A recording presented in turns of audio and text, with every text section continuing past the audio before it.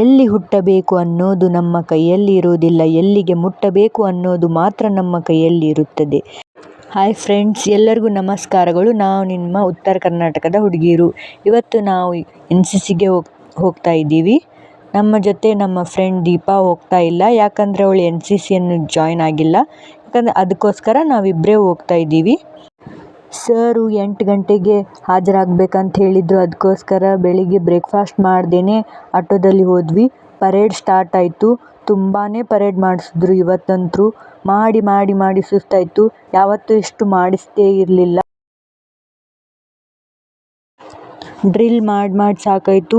ಹೊಟ್ಟೆ ತುಂಬ ಹಸಿವಾಗಿತ್ತು. ಸೃಷ್ಟಿಗೂ ಕೇಳಿದಾಗ ಹೊಟ್ಟೆ ತುಂಬ ಹಸಿವಾಗಿದೆ ಅಂತೇಳಿ ಸಣ್ಣ ಮುಖ ಮಾಡಿ ಹೇಳಿದ್ಲು. ಮತ್ತು ಎಲ್ಲರೂ ಕೂಡ ಊಟಕ್ಕೋಸ್ಕರ ವೇಟ್ ಮಾಡ್ತಾಯಿದ್ರು. ಊಟ ಬರೋವರೆಗೂ ಏನೇನೋ ಟೈಮ್ ಪಾಸ್ ಮಾಡ್ತಾಯಿದ್ವಿ. ಅಲ್ಲಿ ಒಂದು ಕಪ್ಪಿ ಹೌಸ್ ಇತ್ತು. ಅದನ್ನು ನೋಡಿಕೊಂಡು ನಾನು ಸೃಷ್ಟಿ ಸುಮ್ಮನೆ ಟೈಮ್ ಪಾಸ್ ಮಾಡ್ತಾಯಿದ್ವಿ.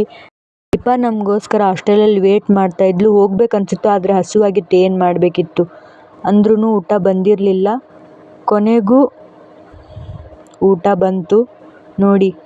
ಪರೋಟ ಮತ್ತು ಟೊಮ್ಯಾಟೊ ಚಟ್ನಿ, ಎಗ್ ಕೊಟ್ಟಿದ್ದಾರೆ. ತುಂಬಾ ಟೇಸ್ಟಿ ಇತ್ತು. ಹೊಟ್ಟೆ ತುಂಬ ತಿಂದ್ವಿ. ಇವಾಗ ರೈಲ್ವೆ ಸ್ಟೇಷನ್ಗೆ ಹೋಗ್ತಾ ಇದ್ದೀವಿ. ಟ್ರೈನ್ ಹೋಗೋಕ್ಕೆ ಇನ್ನೂ 5 ಮಿನಿಟ್ಸ್ ಇದೆ. ಕೋರಮಂಡಲ್ಗೆ ಹೋಗಬೇಕು. ಬೇಗ ಬೇಗ ಬೇಗ ನಡಿ ಸೃಷ್ಟಿ, ಬಾ ಹೋಗೋಣ ಬಾ, ಬೇಗ ಬೇಗ ಬೇಗ ಬೇಗ ಬೇಗ ಬೇಗ ಬೇಗ. ನಾವು ಟ್ರೈನ್ಗೆ ಹೋಗೋಕೆ ಇಷ್ಟು ಯಾಕೆ ಅರ್ಜೆಂಟ್ ಮಾಡ್ತಾ ಇದ್ವಿ ಅಂದರೆ, ಇವಾಗ ಇಲ್ಲಿಂದನೇ ಊರ್ಗಮ್ ಸ್ಟೇಷನಿಂದ ಕುತ್ಕೊಂಡ್ರೆ ಡೈರೆಕ್ಟ್ ನಮ್ಮ ಹಾಸ್ಟೆಲ್ ಕೋರಮಂಡಲ್ಗೆ ಹೋಗ್ತೀವಿ. ಅದಕ್ಕೋಸ್ಕರ ಇಷ್ಟು ಅರ್ಜೆಂಟ್ ಮಾಡಿಕೊಂಡು ಕೊನೆಗೂ ನಾವು ರೈಲ್ವೆ ಸ್ಟೇಷನ್ಗೆ ಬಂದ್ವಿ. ಎಲ್ಲ ಜನ ಟ್ರೈನ್ಗಾಗಿ ವೇಟ್ ಮಾಡ್ತಾಯಿದ್ರು. ನಾವು ಕೂಡ ಅಲ್ಲಿ ಹೋಗಿ ಕುತ್ಕೊಂಡ್ವಿ. ನಗು ಒಂದು ಉಚಿತ ಔಷಧಿ, ಅದನ್ನು ಎಲ್ಲರ ಜೊತೆ ಹಂಚ್ಕೋಬೇಕು. ಕೊನೆಗೂ ಟ್ರೈನ್ ಬಂತು ನೋಡಿ.